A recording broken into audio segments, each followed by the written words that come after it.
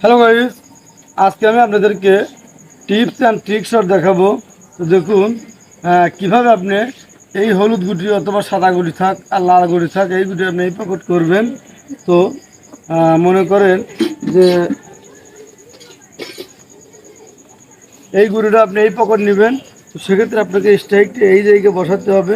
তো এখন যদি আপনার এই জায়গায় একটা গুটি থাকে তাহলে কিন্তু আপনি ওই গুটি মারতে পারবেন না। আর এইখান থেকে কিন্তু গুটি দেওয়ার সম্ভাবনা খুবই কম, ট্যাপ মারতে হবে। আর এইখান থেকে মারলে আপনি একটু টপ সিস্টেম মেরে বা এই লাইল সিস্টেম মেরে আপনি নিতে পারবেন। তো এখানে যদি গুটি থাকে তাহলে কিন্তু আপনি সেটা পারবেন না। তখন বিকল্প রাস্তা হচ্ছে আপনি কিন্তু এই গুটি চাইলে স্ট্রাইক এইদিকে বসে এই কাঠে মেরে এই গুটি আপনি এই পকেট করতে পারবেন। তো যদি শিখতে চান তাহলে না টেনে সম্পূর্ণ ভিডিও দেখুন।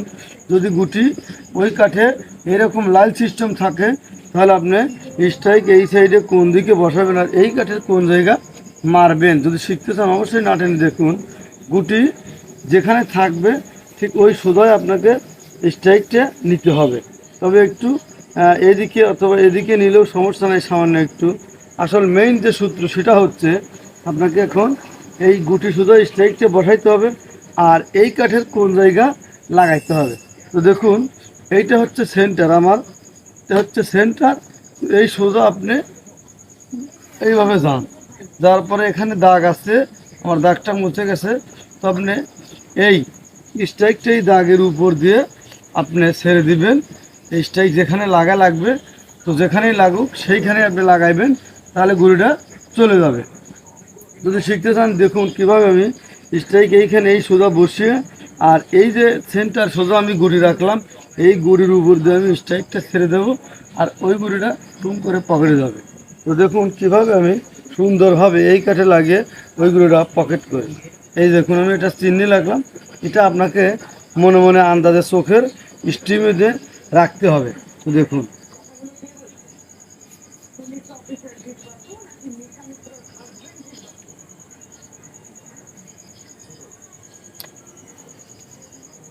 আমি কিন্তু এই সোজা স্ট্রাইক দেবো। স্ট্রাইক কিন্তু এখানে লাগবে না, স্ট্রাইক কিন্তু এইটার উপর দিয়ে দেবো।